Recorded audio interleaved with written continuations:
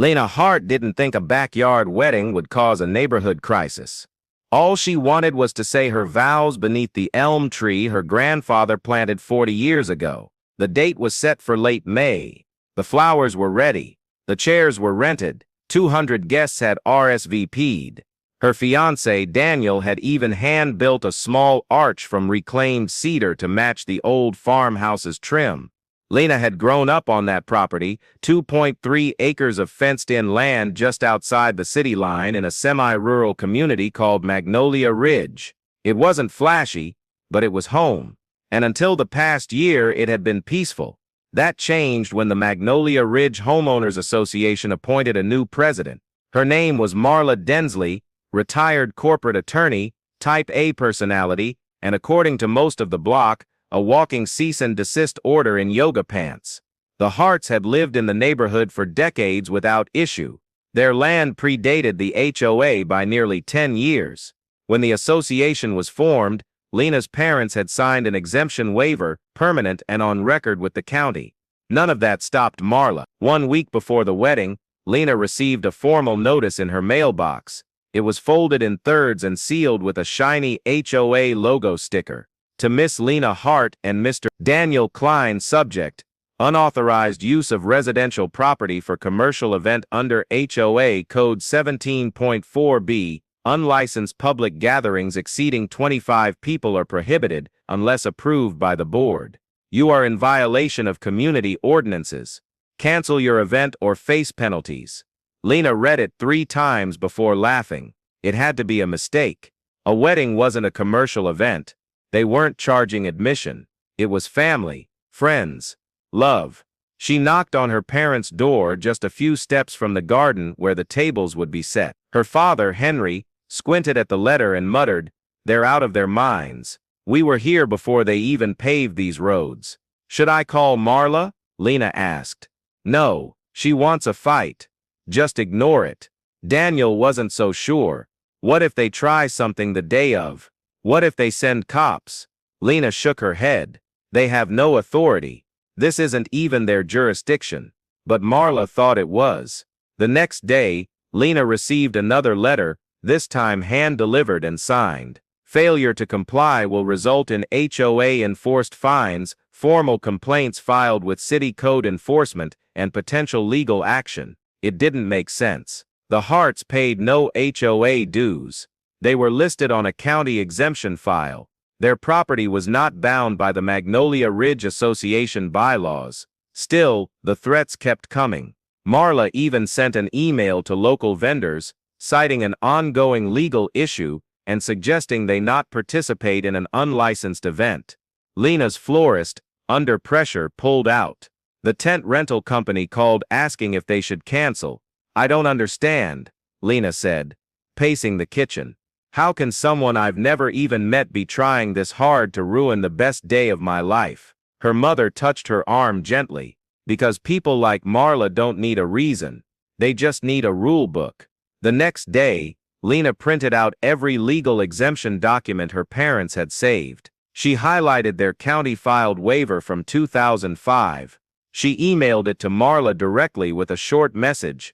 "Please cease your attempts to interfere with our private family-held event. We are legally exempt from your HOA guidelines, as confirmed by the county. We will proceed with our wedding as planned." Marla didn't reply until the day of the wedding. The morning of the wedding was golden, the kind of May morning where the breeze carries lilac and the sky looks like it was painted just for photos. Lena walked barefoot across the grass, watching the sun rise through the trees. She'd barely slept, but it didn't matter. She was getting married where she learned to ride a bike, where she'd buried a time capsule at 9, and where her father still hung Christmas lights like a man possessed. The rental crew arrived early to finish setting up the chairs beneath the elm tree. Daniel stood by the handmade arch, adjusting the ribbons, chewing gum like it was a nerve tonic. Lena's cousins lined mason jars down the fence with baby's breath and candles. By noon, everything was perfect. Then came the golf carts, 3 of them, electric, quiet, branded with the Magnolia Ridge HOA seal on the sides. In the lead, Marla Densley, clipboard in lap, wearing a sleeveless blouse and a smug expression. Behind her, 2 board members, and a man holding a walkie-talkie like he was guarding the Pentagon. They stopped just outside the Hart's gravel driveway. Henry Hart saw them first. He stepped off the porch slowly, gripping a rolled-up copy of the county waiver like a baseball bat. Marla didn't get out. Instead, she raised a small megaphone and flipped a switch. "Attention!" Her voice crackled across the lawn. "You are in violation of HOA Event Code 17.4. This gathering is not permitted." Guests turned. Lena froze. "What is she doing?" Daniel whispered. Henry strode down the driveway. "This is private land," he said, loud enough for the crowd to hear. "We are not under your HOA." Marla adjusted her sunglasses. "We received multiple reports of a commercial event exceeding occupancy limits." "You weren't invited," Henry said. "So you have no business here. You'll be receiving fines," Marla added, unmoved. "The sheriff has been notified." "She called the sheriff," Lena muttered. Daniel stepped beside her. "She's trying to scare everyone off." And it was working. Several guests began to murmur. A few backed toward their cars. An older man in a tie whispered to his wife that maybe they should go before the police showed up. Lena's hands shook. This wasn't happening. Not today. But then something changed. It started with Uncle Reed, a thick-shouldered man in a bolo tie. He stepped forward and said, "We're not going anywhere. This is a wedding, not a riot." Then came Aunt Sylvia. "I brought potato salad and a camera, not protest signs." Then came Lena's old high school teacher, then her friend Kate, then Daniel's little brother, all walking toward the arch, taking their seats, ignoring Marla's golf cart parade like it wasn't even there. Within 5 minutes, 200 people had made their choice. And that's when the sheriff actually showed up. A single cruiser, slow, cautious. A deputy stepped out and approached Marla's cart first. Lena's heart pounded. The deputy listened quietly, then walked up to Henry. "Sir," he said, almost apologetically, "we got a call about a neighborhood disturbance." Henry handed him the waiver. The deputy read it, twice. Then he walked back to Marla, said something no one else could hear, and got in his car. As he backed out, he gave Lena a subtle nod. Marla's mouth twisted like she'd tasted something sour. She didn't leave right away. She sat in that golf cart for a full minute, watching 200 people laugh and take photos and pass lemonade. Then she clicked off her megaphone and pulled away, her tires spraying dust across the edge of the driveway. Lena didn't cry during the ceremony, not even when Daniel slipped the ring onto her hand. She cried when her grandfather's record player played their first dance song, and she saw every guest rise and cheer. What she didn't know, what no one knew, was that Marla wasn't finished. In fact, her next move would spark something that had never happened in Magnolia Ridge's 32-year history, and it would begin with a letter sent to every guest who attended. It started with an email. 3 days after the wedding, Daniel opened his inbox to find a message titled "Notice of Violation, Magnolia Ridge HOA." It wasn't addressed to him directly, but to event attendees of unauthorized gathering, May 28th. Attached was a PDF. The HOA had created a list of license plates photographed by Marla's board members and labeled them as documented participants. The email stated that all identified vehicles had violated Magnolia Ridge's traffic and noise ordinances, and that the HOA would be pursuing recovery fees for community disruption from each vehicle owner. The total was $150 per plate, a disturbance remediation fee, 200 guests, 32 plates identified in the first round, $4,800 in fines. Lena sat at her dining table, scrolling through the email again and again. "They're trying to fine people who don't even live here," she said. "This has to be illegal. They can't enforce this," Daniel said. "We don't pay dues, we don't follow their rules, and neither do any of our guests." He was right, of course, but HOA rules weren't always enforced by law. They were enforced by fear, confusion, and bureaucracy. That's what Marla understood better than anyone. The next day, Daniel's cousin Jeremy, who had flown in from Nevada, called in a panic. He'd received a physical letter from Magnolia Ridge threatening to notify collections if HOA disturbance fees are not remitted within 10 business days. "This is insane," he told Lena.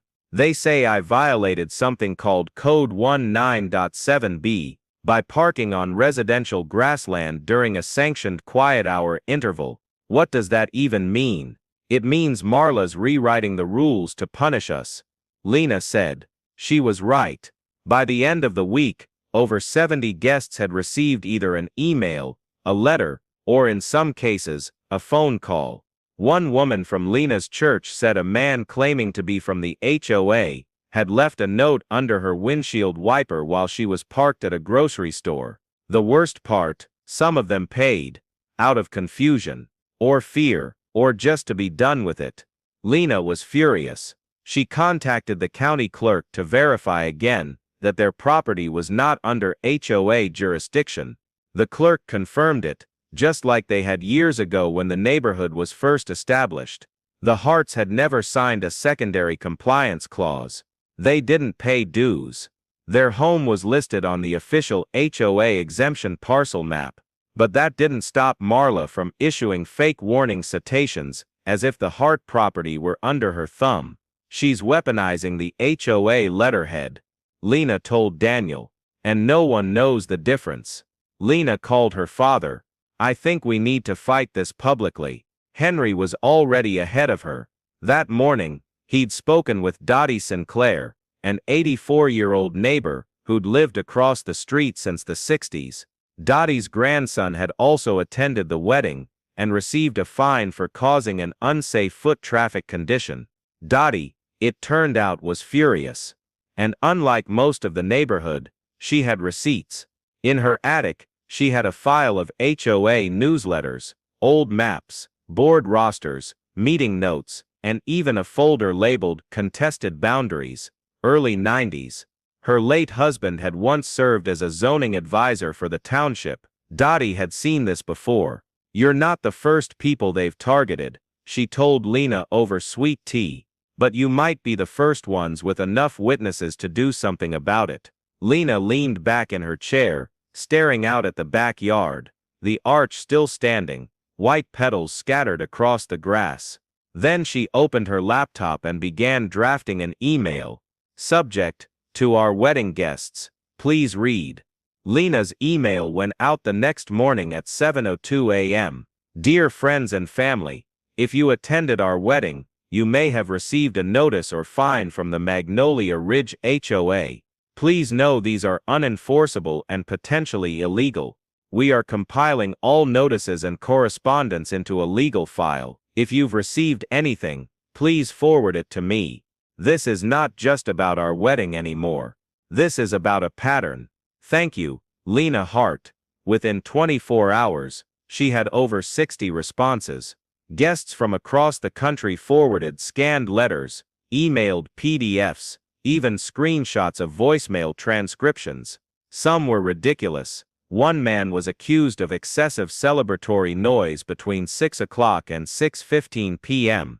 Another was warned for lingering too long near a fire hazard candle-lit table. But the most concerning messages came from residents of Magnolia Ridge itself.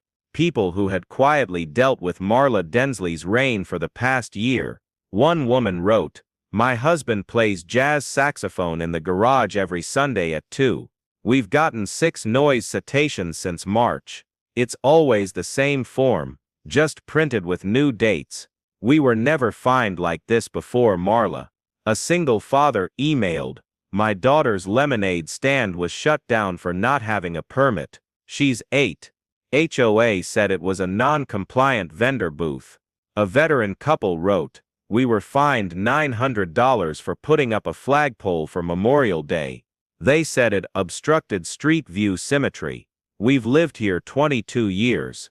Lena saved every email, labeling them by category: false citations, guest fines, hostile communications, internal residents.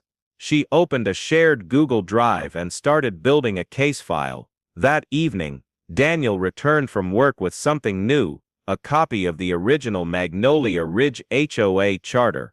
I stopped by the county library, he said. Asked the reference desk for HOA archives. They still had the 1991 charter on microfilm. The charter was only 13 pages long, but what stood out was this. No board action shall extend beyond properties legally bound by HOA signatures and recorded dues obligations. It was simple, unambiguous, and most importantly, Marla was in direct violation of it. She's pretending the HOA is a local government, Daniel said, but they only have power where people signed over power. We didn't, neither did your guests. Most of these citations are completely fake. Lena nodded slowly. We need someone who can say that officially. That night, she called Dottie Sinclair and asked if she remembered any lawyers from her husband's days on the township zoning board. I remember one, Dottie said. Name was Gerald Kim. Smart as a whip, used to specialize in HOA disputes back when nobody cared about them. Is he still practicing? Retired now. But I still send him a Christmas card. Lena got his number the next morning. Gerald answered on the second ring. She introduced herself, told him what was happening. By the end of the call he'd agreed to meet her at his home office. Bring everything you've got, he said. Letters, maps, emails, and that charter. HOA bullies are one of my least favorite species. As Lena printed documents and filled a folder 2 inches thick, her phone buzzed again. It was her friend Rachel. Check your email. Marla just sent out something new. You're not going to like it. Lena opened the attachment. Subject: HOA seeks legal action against Hart Property for unauthorized commercial use and event hosting. The letter was addressed not just to Lena, but to her parents, her guests, and 2 vendors who had already backed out of the event out of fear. Marla had gone too far. Gerald Kim's house looked like something out of a courtroom drama. Tall bookshelves, heavy oak desk, framed law degrees from the 70s. Lena stood in the center of his office, holding a thick folder against her chest like a shield. Let me guess, Gerald said, pouring coffee without asking. She's trying to redefine property lines and enforce HOA control where it legally doesn't exist. Lena nodded. And now she's going after our guests. Gerald didn't laugh. He sat down and opened the folder, reading with a silent intensity that made the room feel heavier. He skimmed the HOA charter, flipped through scanned letters from guests, squinted at a PDF of Marla's so-called community disruption fee. After 10 minutes, he leaned back in his chair. 2 things jump out immediately, he said. First, this letter here. He held up the original waiver Lena's parents had filed back in 2005. This is a legal exemption. It was filed, notarized, and recorded. No HOA power over this property. I know, Lena said. But she keeps acting like that doesn't matter. Because most people don't know how these things work, Gerald replied. She's using intimidation and confusion as her leverage. He opened his laptop and pulled up a public records search. Second, he added, is that her current authority as HOA president hinges on the charter. And that charter is based on the 1991 map. He pulled up a scan of the neighborhood's original subdivision plat. This is the boundary of the HOA. It stops here at Maple Drive. He dragged a digital overlay of the current Magnolia Ridge map over it. And this is your family's land outside that line. Always has been. Lena leaned over the desk. Then how is she issuing letters like this? She tapped Marla's latest notice, the one threatening legal action against her guests. Gerald zoomed in on the signature at the bottom. Because she's forging an authority she doesn't legally have. He clicked again and opened a county permit file from 3 years ago. This is interesting, he muttered. What? Marla filed a petition to extend HOA traffic regulation zones in 2020. It was denied. She didn't get the votes needed. The board blocked it. Lena's brow furrowed. So she tried to grab more power and failed. Gerald nodded. But based on these letters, she's been acting like that expansion passed. He scrolled further and opened a digital signature record. She's referencing a resolution that doesn't exist. See this code? R2118? That's not even registered.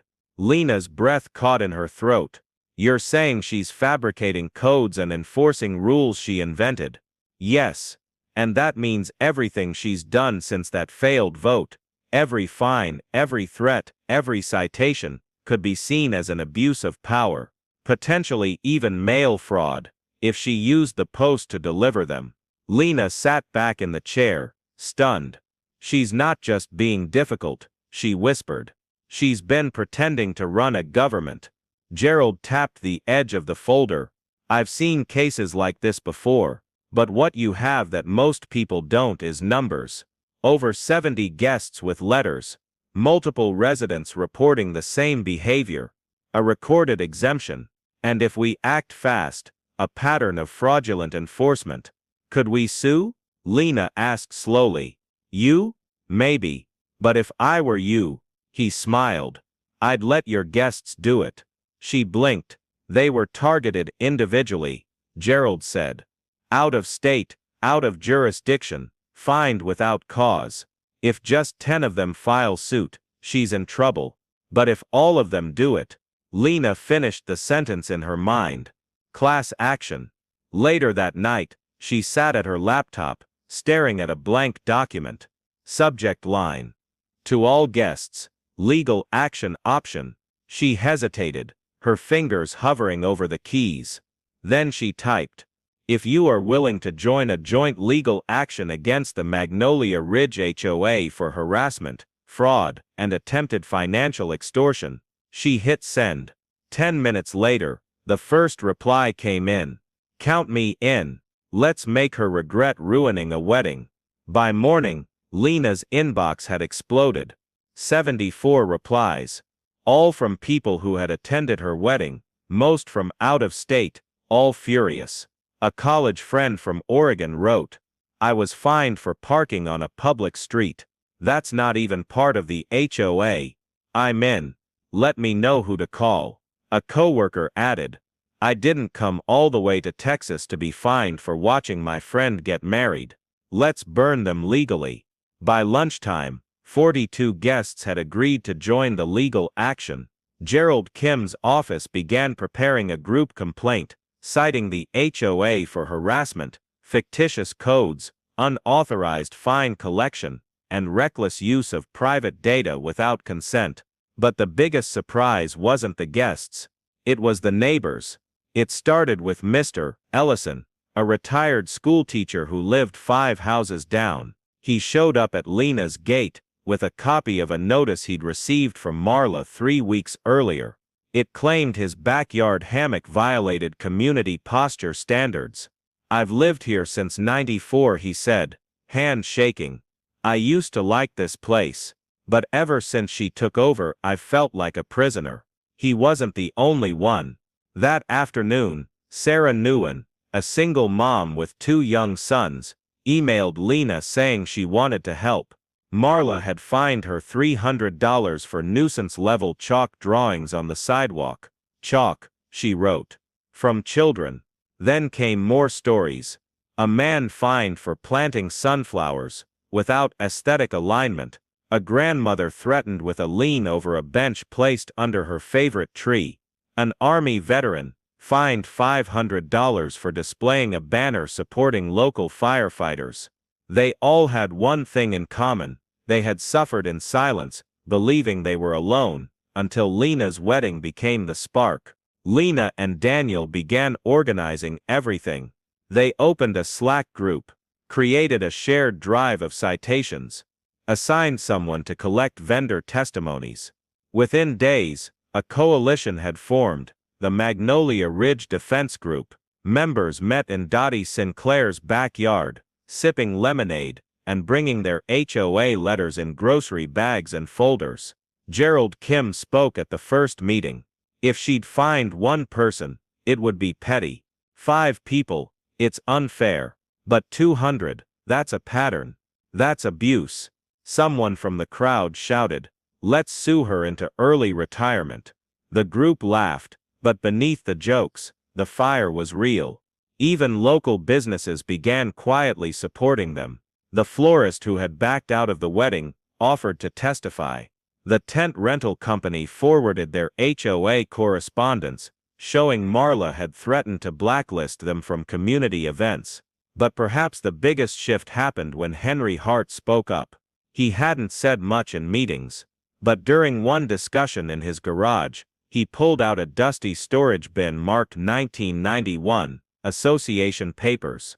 Inside were dozens of old HOA meeting minutes, paper maps, and a cassette recording labeled Founding Board, Initial Bylaws Vote. He held it up like a relic. My brother sat on the original HOA board, Henry said. He taped their meetings. Didn't trust anyone back then. Gerald blinked. Wait, you have the original vote on tape? Henry nodded. And in the background of that scratchy audio file, you could hear the original president saying, these rules do not apply retroactively. We are not including legacy properties, unless they opt in voluntarily. That line would prove crucial, because it meant Marla wasn't just overreaching, she was violating the original charter she claimed to enforce. The tape was digitized, labeled, backed up in 5 places. They were ready. Almost. Then Lena's phone buzzed with a message from an unknown number. Check the HOA website. It's starting. She opened it. Marla had published a public HOA newsletter, naming Lena and Daniel by name and accusing them of coordinating a harassment campaign against community officials. It also said the HOA would be pursuing individual lawsuits against event guests for damages to communal reputation.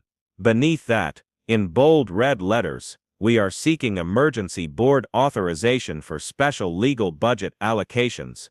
HOA dues may increase temporarily to cover protection costs. She was going to use the community's money to fund her own legal war, and some residents were already angry about it. 2 nights after Marla's HOA newsletter went public, Lena and Daniel woke to a strange hollow knock at their front door. It was 3:12 a.m. Daniel grabbed a flashlight. Lena stayed by the window. There was no one on the porch, but in the front yard, under the soft glow of the motion light, they saw it. 6 metal HOA signs hammered into the grass along the curb. Each one read, warning, illegal activity, under investigation, property under review by HOA code enforcement. They weren't official, there was no seal, no citation number, just bold red letters on corrugated plastic, zip-tied to thin metal stakes. Daniel yanked one out of the ground. She wants the neighbors to think we're criminals. The next morning, Sarah Nguyen texted a photo of a similar sign on her property too. By noon, 8 other members of the defense group had reported signs placed on or near their homes. Some were taped to garages, others were zip-tied to mailboxes. Classic fear tactic, Gerald said. Visual intimidation. No legal basis, but it worked on some people. At the market, Lena noticed 2 neighbors she'd known for years glance away and avoid eye contact. Someone posted anonymously on the neighborhood Facebook group, I heard they're being investigated for mail fraud and trespassing. The comments spiraled. It was clear that Marla wasn't trying to win a case in court, she was trying to win it in public perception, by painting Lena and her allies as dangerous rule breakers. Then came the water shutoff. At 6:38 a.m., Lena turned on the kitchen faucet, and nothing came out. Daniel checked the valve by the road. It had been shut manually. A red tag was zip-tied to the spigot, stamped pending service suspension, HOA utility coordinator. But the HOA had no jurisdiction over utilities. The house was serviced by the county, not a private water company. They called the utility office. The clerk confirmed the shutoff order had been placed the day before by someone identifying themselves as Marla Densley, community administrator. Gerald was furious. She impersonated a public utility customer to file a false shutoff request, he said. That's not just harassment, that's a felony. That afternoon, he filed a formal complaint with the county and sent a cease and desist letter to the HOA. He copied the sheriff's department, the county commissioner, and the local media. Still, Marla wasn't finished. That evening, Daniel's cousin, who had volunteered to help organize the guest lawsuit, received a certified letter. It accused him of violating residential influence limitations and disruptive emotional labor by encouraging non-residents to interfere with community harmony. Lena blinked when she read it. Disruptive emotional labor, she muttered. That's not even a legal term. I think she's just making them up now. Daniel said, like, straight up inventing words. But the letter ended with a threat to involve the local police. Gerald shook his head as he read it. She's panicking. This isn't legal positioning anymore. It's intimidation theater. The next morning, the sheriff himself, Sheriff Clara Benton, called Lena directly. I've been watching this unfold, she said. And I don't like what I'm seeing. HOA doesn't own your land, doesn't run utilities, and has no right to threaten residents with criminal consequences. You think she'll back off? Lena asked. No, the sheriff replied. Because I just got notice that Marla's filed an injunction against your group, claiming your wedding was a coordinated act of civil disruption that endangered the neighborhood. A wedding, Lena said. With potato salad and an arch. Sheriff Benton didn't laugh. You need to prepare, because she's just escalated this into court. The courthouse was packed. 2 rows of wedding guests sat behind Lena and Daniel, dressed like it was Sunday. Mr. Ellison wore a suit for the first time in 20 years. Sarah Newen sat between her sons, holding a folder of HOA notices like they were legal ammunition. Even Dottie Sinclair was there, matching hat and cane, smiling like she already knew the verdict. At the front table, Marla sat surrounded by 2 attorneys. Her red blazer was perfectly pressed. Her posture said confidence. Her eyes said desperation. The case was simple on paper but layered in tension. Hartviv Magnolia Ridge Homeowners Association filed under emergency proceedings, with a cross-complaint from guest plaintiffs, represented collectively by Gerald Kim. The judge, a sharp-eyed woman named Honorable Rebecca Ames, asked for opening remarks. Gerald stood first. Your Honor, he began. This case is not just about a wedding, it's about a community leader using intimidation, fictional authority, and harassment to punish a family for celebrating a life event on land she doesn't control. He passed a stack of citations to the bailiff. These fines were sent to out-of-town guests. No due process, no jurisdiction, no legal standing, and yet real threats were made. He showed the HOA charter. According to the founding documents, the Hart family is legally exempt. Their property is not bound by HOA authority, and neither is their mailbox, their backyard, or their running water. Marla's lawyer stood slowly. Your Honor, he said. Our client acted to protect the integrity of a shared community space. The wedding created congestion, noise complaints, and triggered safety concerns. Mrs. Densley took action in line with the HOA's community standards. And where? Judge Ames asked. Do those standards say she can fine non-residents? He paused. We believe the board has discretionary power when community welfare is at risk. Gerald rose again. That discretionary power, he said, does not include fabricating citations, misrepresenting utility authority, or placing defamatory signs on private property. Judge Ames requested exhibits. The wedding video was played, guests clapping, music drifting through the trees, the vows spoken beneath the old elm tree. No amplified sound, no yelling, no visible disruptions. Then Gerald played the audio from Henry's attic, the 1991 board meeting. The court fell quiet as the original HOA president's voice crackled over the speaker. These rules do not apply retroactively. We are not including legacy properties unless they opt in voluntarily. Marla's face paled. Then came the witness statements. One by one, Lena's guests took the stand. A florist who received a warning for collaborating with a disruptive enterprise. A cousin fined for walking barefoot on the grass. A family friend accused of residential adjacency interference. Sarah Nguyen testified about the sidewalk chalk. Mr. Ellison described his non-compliant hammock. Even the Army veteran recounted being cited for flag placement during Memorial Day. Judge Ames took notes without blinking. When Marla was called to testify, her voice was tight. I acted in the best interest of the neighborhood. Did you have written authority to shut off the Hart's water? Gerald asked. I submitted a service hold based on non-compliance. Were you aware that impersonating a utility customer is a felony under state law? I did not impersonate anyone, she said.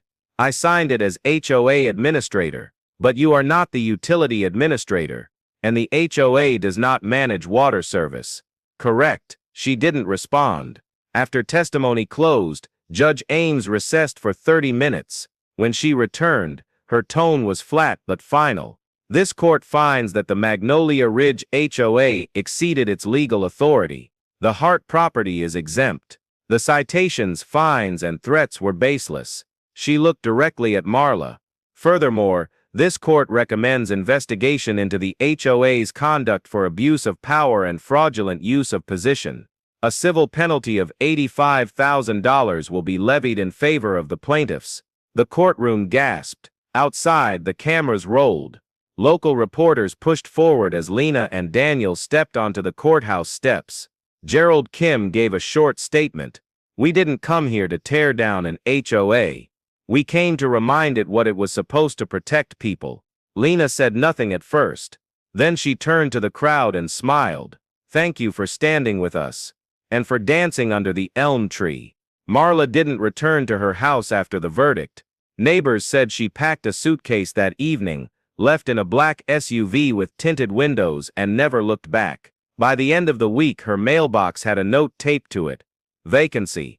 Direct HOA concerns to acting board secretary until further notice. But even without her, the HOA was in chaos. The $85,000 civil penalty had to be paid from the association's legal reserve, a fund built from community dues. The announcement came in a terse email. Effective immediately, quarterly dues will increase by 22% to cover litigation costs. That went over about as well as expected. By Friday, over 60 homeowners had gathered in the community park to demand answers. Sarah Nguyen live-streamed the whole thing on Facebook. Gerald Kim joined as a guest speaker. The board used your money to punish a neighbor for having a wedding, he told them. They issued fines, made up codes, and now you're footing the bill. People started yelling. A woman shouted, "Where's the transparency?" A man holding a toddler said, "Why am I paying for someone else's lawsuit?" A motion was made that day to dissolve the current HOA board. It passed. Lena watched the live stream from her porch, Daniel beside her, a blanket across both their laps. A breeze rustled the newly installed sign at the corner of their property. Private residence, not subject to HOA regulation. It felt like closure, but it wasn't just a win for her. In the weeks that followed, something strange began to happen in Magnolia Ridge. The chalk drawings returned, vibrant and everywhere. Sidewalks filled with flowers, stars, cartoon dogs holding balloons. Sarah's boys even outlined a wedding arch in yellow chalk outside Lena's gate. Ellison rehung his hammock. The Army veteran put up 2 flags. The jazz saxophonist started playing again, loud and proud every Sunday at 2. Neighbors began talking more. Front porch lights stayed on longer. Small things changed, but small things always had weight in places like this. One morning, Lena received a letter, this time handwritten. It was from Mrs. Granger, a widow down the street who had never spoken more than 5 words to her before. Dear Lena, I've lived here 31 years. I thought the HOA kept us safe, but I see now it just kept us scared. Thank you for reminding us what community really means. P.S. Your wedding was beautiful. Margaret Granger. That note meant more than the verdict ever could. At the next neighborhood gathering, a new community organization was formed, not an HOA, but a volunteer-led civic group with rotating roles, transparency meetings, and no authority to fine anyone. Lena politely declined when asked to be its president. "I think I've served enough time in neighborhood politics," she said. Instead, she offered her backyard as the group's first meeting space.